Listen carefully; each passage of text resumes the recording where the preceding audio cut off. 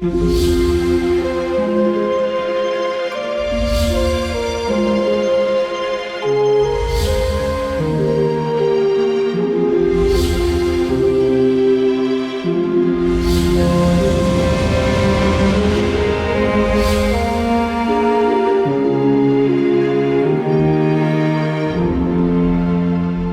ini, saya mau kita bersama-sama belajar ajaran Tuhan tentang akibat orang yang mencintai Yerusalem dan akibat orang yang menentangnya. Ketika kita berpikir tentang alam semesta, tempat bumi kita berada, planet bumi kita ini memiliki kecepatan lebih dari 100.000 km per jam, yang saat ini juga terbang mengelilingi matahari. Saudara-saudari, apakah merasakannya? Pasti jauh berbeda perasaan kita di antara saat kita melihat segalanya di atas bumi ini dan saat kita melihat bumi ini dari jagat raya.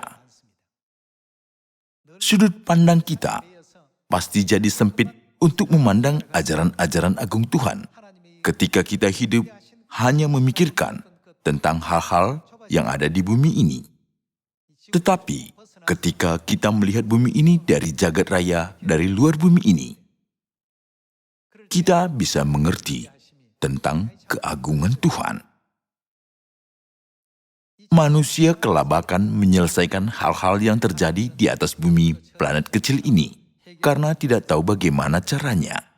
Tetapi Tuhan kita mengurus bintang-bintang yang jumlahnya tak terbatas. Lebih dari miliaran, triliunan, dan kuadriliunan. Tuhan mengurus begitu banyak bintang yang jumlahnya tidak bisa terhitung. Meskipun begitu, Dia mengurus semuanya itu di dalam keheningan. Ketika saya memandang keagungan Tuhan melalui hal-hal tersebut, saya mulai berpikir, dengan keheningan Tuhan menyelesaikan setiap masalah yang terjadi di atas planet bumi ini, tak masalah sebesar apapun itu. Jadi, kita tidak boleh mengeluh, bersungut-sungut, menggerutu, dan menjadi putus asa. Kita seharusnya selalu mengingat, berusaha untuk supaya tidak ada hal-hal yang seperti itu. Jadi hari ini, saya mau kita belajar ajaran-ajaran agung Tuhan yang diberikan kepada kita, yang akan harus hidup dalam dunia 4 dimensi ataupun 5 dimensi. Marilah kita terima ajaran-ajaran ini dalam hati kita, dan hidup sesuai dengan ajaran-ajaran itu selama kita percaya kepada Tuhan. Mari kita baca firman nubuatan di Yesaya pasal 66 ayat 10. Bersukacitalah bersama-sama Yerusalem. Menurut Galatia pasal 4, Yerusalem melambangkan ibu surgawi, bukan? Bersukacitalah bersama-sama dan bersorak-soraklah karenanya, hai semua orang yang mencintainya. Bergiranglah bersama-sama dia segirang-girangnya, hai semua orang yang berkabung karenanya. Bersukacitalah bersama-sama Yerusalem dan bersorak-soraklah karenanya, hai semua orang yang mencintainya. Bergiranglah bersama-sama. Di sini, terus dikatakan bersama-sama, bukan? Supaya kamu mengisap dan menjadi kenyang dari susu yang menyegarkan kamu. Supaya kamu menghirup dan menikmati dari dadanya yang bernas. Sebab, beginilah firman Tuhan. Sesungguhnya, aku mengalirkan kepadanya keselamatan seperti sungai, dan kekayaan bangsa-bangsa seperti batang air yang membanjir. Kamu akan menyusu, akan digendong, akan dibelai-belai di pangkuan. Tuhan akan memberikan kasih karunia-Nya kepada orang-orang yang mengasihi Yerusalem, supaya mereka tenang di dalam pangkuan hangat Yerusalem, dan bersorak-sorak dan bersukacita karena kemuliaan-Nya. Tetapi berbedalah orang-orang yang menentang Yerusalem. Mari kita baca Zakaria pasal 14. Ayat 12 kita baca. Inilah tulah yang akan ditimpakan Tuhan kepada segala bangsa yang memerangi Yerusalem. Daging mereka akan menjadi busuk, sementara mereka masih berdiri. Mata mereka akan menjadi busuk dalam lekuknya, dan lidah mereka akan menjadi busuk dalam mulut mereka. Maka pada waktu itu akan terjadi kegemparan besar daripada Tuhan di antara mereka, sehingga masing-masing memegang tangan temannya dan mengangkat tangannya melawan tangan temannya. Firman di Yesaya pasal 66 dan firman di Zakaria pasal 14 sangat bertentangan satu sama lainnya. Yesaya pasal 66 mengisahkan orang-orang yang mengasihi Yerusalem.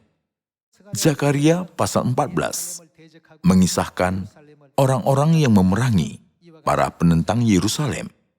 Di sini tertulis, inilah tulah yang akan ditimpakan Tuhan kepada segala bangsa yang memerangi Yerusalem. Tidak ada keselamatan bagi mereka. Mari kita baca Yesaya pasal 54 ayat 15. Apabila orang menyerbu, itu bukanlah daripadaku. Siapapun yang menyerbu engkau, ia akan bagaimana? Ia akan rebah melawan engkau. Di sini, engkau adalah Yerusalem. Yesaya pasal 54 mengisahkan semua aspek tentang masa depan Yerusalem. Mari kita baca dari ayat 11. Hai yang tertindas, yang dilanggar angin badai, yang tidak dihiburkan. Sesungguhnya, aku akan meletakkan alasmu dari batu hitam dan dasar-dasarmu dari batu nilam. Aku akan membuat kemuncak-kemuncak tembokmu dari batu delima, pintu-pintu gerbangmu dari batu manika merah, dan segenap tembok perbatasanmu dari batu permata. Semua anakmu akan menjadi murid Tuhan, dan besarlah kesejahteraan mereka. Yesaya pasal 54 ayat 11 menjelaskan tentang Yerusalem. Kita dapat memahaminya melalui banyak versi di dalam Alkitab. Tuhan berkata, hai Yerusalem, kota yang malang, engkau tak berdaya dan tanpa penghibur, dikutip dari versi lain. Di dalam Yesaya pasal 54 ayat 13 ada tertulis, semua anakmu akan menjadi murid Tuhan, dan besarlah kesejahteraan mereka. Apakah orang yang bukan anak Yerusalem bisa menerima kesempatan untuk diajari oleh Tuhan atau tidak? Tidak bisa. Orang yang diajari oleh Tuhan pasti menjadi anak Yerusalem. Yesaya pasal 54 ayat 13 mengajarkan hal ini. Ayat 15.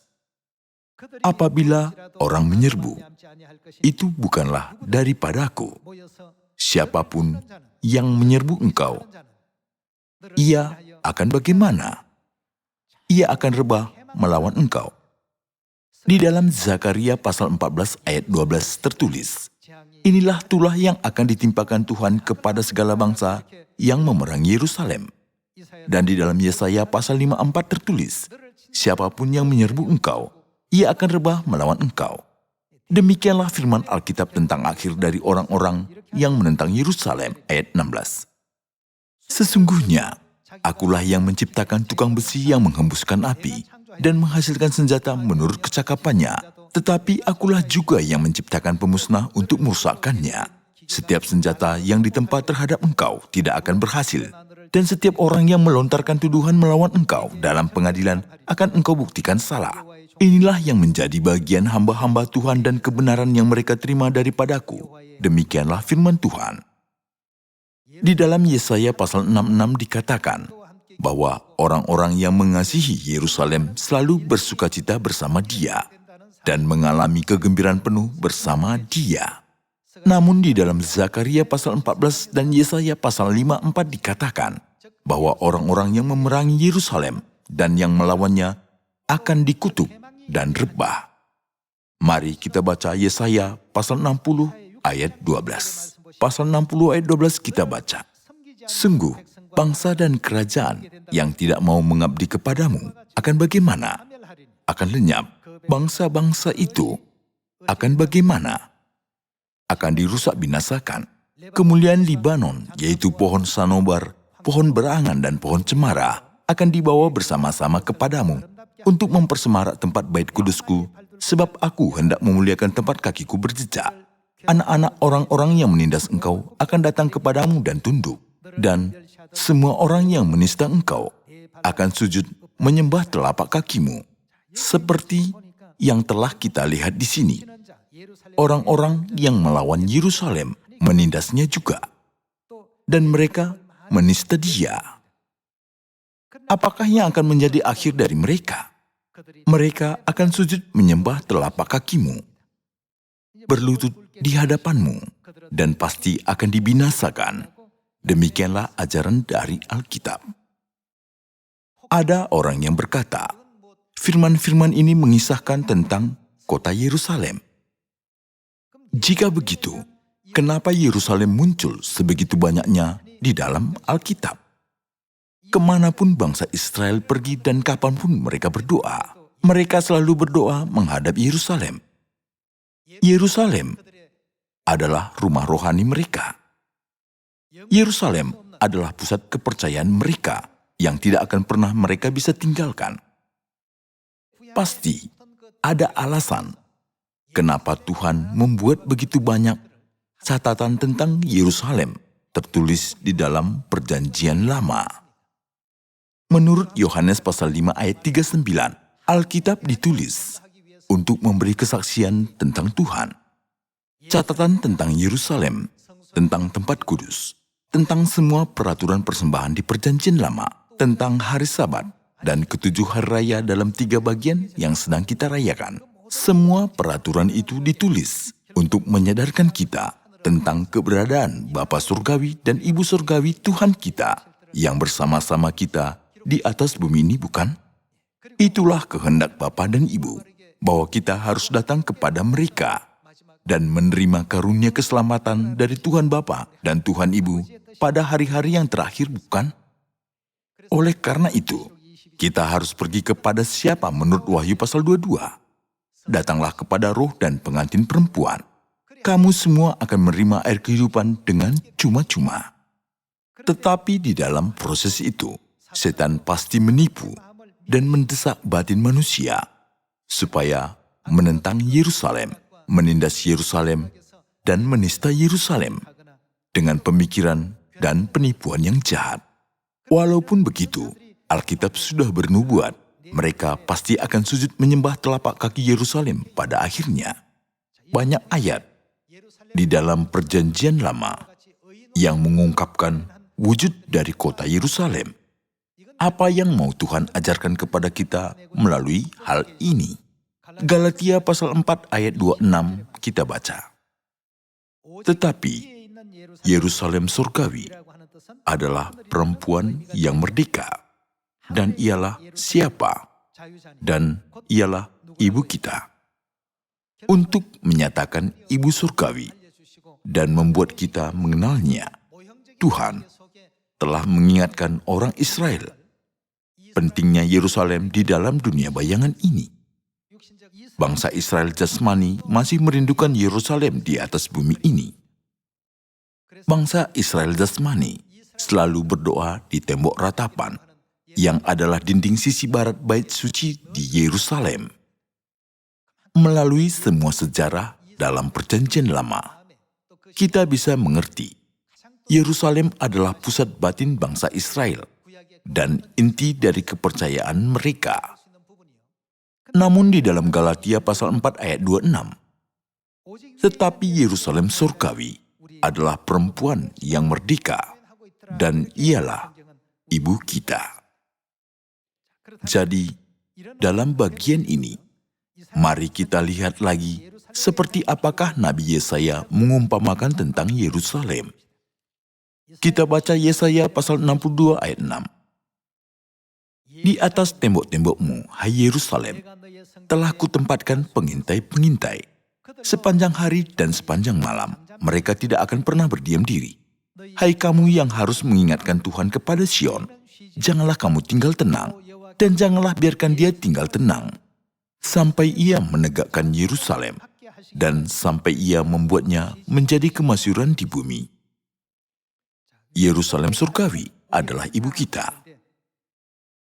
Kalau begitu, siapakah yang menunjukkan kepada umat surgawi keberadaan tentang ibu itu? Seperti nubuat ayat 7 ini, Tuhan Yehova lah yang menyatakan keberadaan Yerusalem dan memberitakannya ke seluruh dunia. Di sini dinubuatkan, jangan biarkan dia tinggal tenang sampai ia membuatnya menjadi kemasyhuran di bumi. Tuhan menyatakan keberadaan Yerusalem dan memberitahukannya kepada semua bangsa. Untuk Yerusalem itu dimuliakan di atas bumi ini dan menjadikannya kemasyhuran di bumi. Tuhan mengungkapkan dan menyatakan keberadaannya kepada kita manusia. Ada dua jenis orang. Orang yang mengasihi Yerusalem itu dan orang yang menentang Yerusalem. Apakah akibatnya bagi kedua jenis orang itu? Orang yang menentang Yerusalem akan menerima penghakiman, dan orang yang mengasihinya akan menerima keselamatan. Mengapa Tuhan memberitahukan keberadaan Yerusalem kepada umat manusia? Janganlah biarkan dia tinggal tenang sampai ia membuatnya menjadi kemasyhuran di bumi. Tuhan menghendaki Yerusalem dipuji dan dimuliakan, bukan? Tetapi ada orang yang menentang Yerusalem yang harus dimuliakan. Apakah orang itu bisa diselamatkan? Jadi, hanya orang yang mengasihi Yerusalem dan yang bersorak-sorai karena dia akan masuk ke dalam kemuliaan kerajaan surga pada akhirnya, bukan? Kita tidak tahu dengan cara apakah setan menghujat kita dan mengganggu kita sampai saat kita masuk ke surga. Menurut Kejadian pasal 3, apakah hubungan setan dan perempuan itu? Ada permusuhan di antara keduanya. Jadi, setan pasti akan selalu menghujat, mengganggu, dan memfitnah perempuan itu sampai kepada kesudahan dunia. Tetapi, apakah yang akan terjadi akhirnya? Mereka semua akan sujud menyembah telapak kaki Yerusalem, bukan? Bukankah Tuhan telah memfirmankannya? Mari kita baca Mazmur pasal 102 ayat 5. Sebab di sanalah ditaruh kursi-kursi pengadilan, versi lain tahta penghakiman. Kita sering bingung mencari jalan manakah yang diberkati secara rohani. Oleh karena itu, Tuhan sudah menaruh tahta penghakiman, kursi-kursi milik keluarga Raja Daud.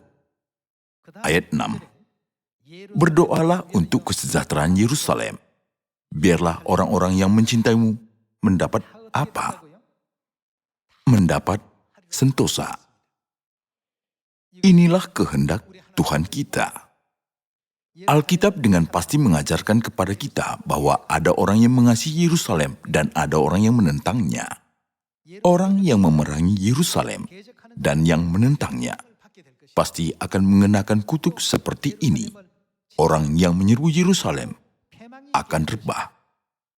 Tetapi orang yang mencintai Yerusalem akan mendapatkan sentosa. Memberitahukannya seperti ini. Selama kita hidup menjaga iman kita, apakah pedoman iman yang harus kita tetapkan? Mari kita cari tahu melalui Yesaya pasal 49. Ayat 22 kita baca.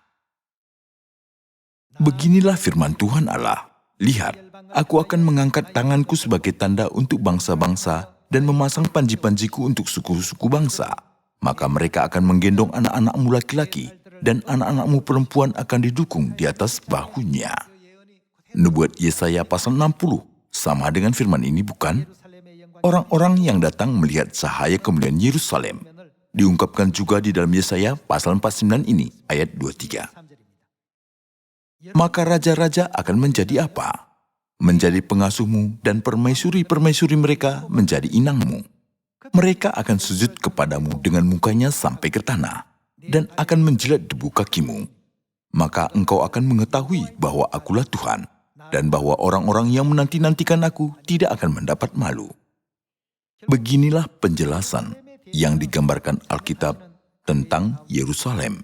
Raja-raja akan menjadi pengasuhmu dan permaisuri-permaisuri mereka menjadi inangmu. Mereka akan sujud kepadamu dengan mukanya sampai ke tanah dan akan menjilat debu kakimu. Itu menunjukkan kepada kita alangkah agungnya kemuliaan Yerusalem, bukan? Melalui sejarah-sejarah dari Perjanjian Lama, kita bisa tahu bangsa Israel sangat menghargai bait suci Yerusalem. Nabi Daniel telah berdoa ke arah Yerusalem, walaupun dia tahu dia akan mati. Dia tidak berhenti berdoa ke arah Yerusalem.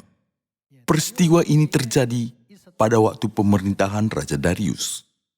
Raja Darius mempunyai 3 pejabat tinggi, dan Daniel adalah salah satu dari ketiga orang itu. Tetapi Daniel adalah orang asing dari sudut pandang mereka.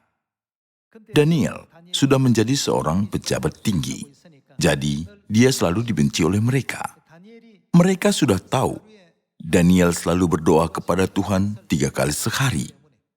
Mereka hendak membunuh Daniel. Lalu mereka meminta kepada Raja Darius untuk tak seorang pun menyembah dewa apapun, kecuali raja selama 30 hari. Mereka menerima surat perintah dari raja. Dengan pura-pura mereka setia kepada raja. Perintah itu pun disebarkan ke seluruh negara. Dilarang menyembah kepada dewa apapun atau berdoa kepadanya, kecuali kepada raja di seluruh negara. Karena ini, Daniel menghadapi kesusahan besar. Walaupun Daniel tahu bahwa itu adalah perintah raja, dia tetap berdoa di tingkap-tingkap yang terbuka, menghadap ke arah Yerusalem pada hari itu. Lalu, Daniel dicampakkan ke dalam gua singa, bukan? Mari kita baca Daniel pasal 6 ayat 11. Demi didengar Daniel bahwa surat perintah itu telah dibuat, pergilah ia ke rumahnya, dalam kamar atasnya ada tingkap-tingkap yang terbuka ke arah Yerusalem. 3 kali sehari ia berlutut, berdoa, serta memuji Allahnya, seperti yang biasa dilakukannya. Lalu orang-orang itu bergegas-gegas masuk dan mendapati Daniel sedang berdoa dan bermohon kepada Allahnya. Kemudian mereka menghadap raja dan menanyakan kepadanya tentang larangan raja. Bukankah tuanku mengeluarkan suatu larangan, supaya setiap orang yang dalam 30 hari menyampaikan permohonan kepada salah satu dewa atau manusia, kecuali kepada tuanku, ya raja, akan dilemparkan ke dalam gua singa? Jawab raja, perkara ini telah pasti menurut undang-undang orang Media dan Persia yang tidak dapat dicabut kembali. Lalu kata mereka kepada raja, Daniel salah seorang buangan dari Yehuda tidak mengindahkan tuanku, ya raja, dan tidak mengindahkan larangan yang tuanku keluarkan, tetapi 3 kali sehari ia mengucapkan doanya. Seperti ini, mereka sudah bersekongkol menuduh Daniel untuk membunuhnya. Tetapi Daniel tidak takut sama sekali. Sampai pada hari itu, Daniel tetap berdoa ke arah Yerusalem. Dia memasuki gua singa. Hebatnya, singa-singa tidak menyentuh Daniel sama sekali. Mereka yang telah menuduh Daniel berkata, mungkin singa-singa itu sudah kenyang, jadi tidak menelan Daniel. Kemudian Daniel diluputkan. Sebaliknya, yang menuduh Daniel dan seisi rumahnya dilemparkan ke dalam gua singa itu. Belum lagi mereka sampai ke dasar gua itu. Singa-singa itu telah menerkam mereka. Melalui sejarah ini, kita bisa melihat Daniel benar-benar menghargai Yerusalem, bukan? Yesus juga telah menyebutkan Yerusalem dalam perumpamaan yang diberikannya untuk membuat kita sadar betapa pentingnya Yerusalem bagi iman kita. Mari kita baca Lukas pasal 10 ayat 30. Pasal 10 ayat 30 kita baca. Jawab Yesus, adalah seorang yang turun dari Yerusalem ke Yeriko. Di sini, ada seorang yang turun dari mana? Seorang penduduk Yerusalem meninggalkan Yerusalem dan pergi ke Yeriko. Di dalam perjalanannya, apa yang sudah terjadi? Ia jatuh ke tangan penyamun-penyamun yang bukan saja merampoknya habis-habisan, tetapi yang juga memukulnya dan sesudah itu pergi meninggalkannya setengah mati. Di sini, bisa saja Yesus memberikan perumpamaan lain yang jauh berbeda. Tetapi dia memberi perumpamaan seorang penduduk Yerusalem meninggalkan Yerusalem dan pergi ke Yeriko, karena Yerusalem memiliki arti yang penting. Apakah orang itu menghadapi kebaikan? Yesus telah menjelaskan hal yang semacam ini akan terjadi ketika orang-orang meninggalkan Yerusalem dan pergi ke tempat lain melalui perumpamaan ini. Memang Yesus memberi perumpamaan untuk menyadarkan kita siapakah tetangga kita. Ketika seorang yang telah tinggal di Yerusalem meninggalkan Yerusalem dan pergi ke tempat lain, dia jatuh ke tangan para penyamun dan meninggalkannya hampir mati. Waktu itu, seorang Samaria menyelamatkannya. Yesus memberikan perumpamaan ini. Yesus tidak pernah memberikan perumpamaan tanpa memiliki alasan. Mari kita baca Matius pasal 13. Ayat 34 kita baca. Semuanya itu disampaikan Yesus kepada orang banyak dalam perumpamaan. Dan tanpa perumpamaan, suatu pun tidak disampaikannya kepada mereka. Supaya genaplah firman yang disampaikan oleh Nabi. Aku mau membuka mulutku mengatakan perumpamaan. Aku mau mengucapkan hal yang tersembunyi sejak dunia dijadikan. Perumpamaan digunakan untuk mengucapkan hal yang tersembunyi. Orang yang berada di Yerusalem meninggalkan Yerusalem. Orang itu tidak memiliki hal yang baik ketika dia pergi ke Yeriko, tetapi jatuh ke tangan penyamun-penyamun dan ditinggalkan hampir mati. Daniel sudah berdoa ke arah Yerusalem 3 kali sehari. Yesus telah memberi suatu perumpamaan yang di dalamnya seorang yang meninggalkan Yerusalem jatuh ke tangan penyamun-penyamun dan hampir mati. Mari kita baca pasal 13 ayat 10. Maka datanglah murid-muridnya dan bertanya kepadanya, "Mengapa engkau berkata-kata kepada mereka dalam perumpamaan?" Jawab Yesus, "Kepadamu diberi karunia untuk mengetahui rahasia kerajaan surga, tetapi kepada mereka tidak." Maksudnya, kamu akan tahu alasannya mengapa aku berkata dalam perumpamaan. Kenapa Yesus telah menyebutkan kota Yerusalem, walaupun ada banyak kota-kota lain. Ketika ia memberi perumpamaan, seorang yang meninggalkan Yerusalem jatuh ke tangan penyamun-penyamun dan berada dalam keadaan setengah mati. Tuhan ingin mengungkapkan sesuatu yang telah disembunyikan, kehendak Tuhan yang termasuk di dalamnya. Mereka tidak akan bisa mengerti arti dari perumpamaan itu, walaupun mendengarnya puluhan atau ratusan kali. Mereka hanya tahu orang Samaria itu memberi kebaikan untuk menyelamatkan orang yang setengah mati. Kenapa Yesus menggunakan perumpamaan ini? Kepadamu diberi karunia untuk mengetahui rahasia kerajaan surga, tetapi kepada mereka tidak. Mereka tidak akan pernah mengerti inti dari kata-kataku walaupun mereka dengar. Memang perbuatan baik orang Samaria itulah bagian terpenting dari perumpamaan ini. Mari kita baca satu firman lagi melalui Yesaya pasal 54. Ayat 11 kita baca. Hai yang tertindas, yang dilanggar angin badai, yang tidak dihiburkan. Sesungguhnya aku akan meletakkan alasmu dari batu hitam dan dasar-dasarmu dari batu nilam. Aku akan membuat kemuncak-kemuncak tembokmu dari batu delima, pintu-pintu gerbangmu dari batu manika merah, dan segenap tembok perbatasanmu dari batu permata. Semua anakmu akan menjadi murid Tuhan, dan besarlah kesejahteraan mereka. Engkau akan ditegakkan di atas kebenaran. Engkau akan jauh dari pemerasan, sebab engkau tidak usah lagi takut. Dan engkau akan jauh dari kekejutan, sebab ia tidak akan mendekat kepadamu. Apabila orang menyerbu, itu bukanlah daripadaku. Siapapun yang menyerbu engkau, ia akan bagaimana? Ia akan rebah melawan engkau. Firman ini sudah kita baca tadi. Sekarang, mari kita ingatkan diri kita sendiri tentang akibat orang yang mengasihi Yerusalem dan akibat orang yang menentangnya.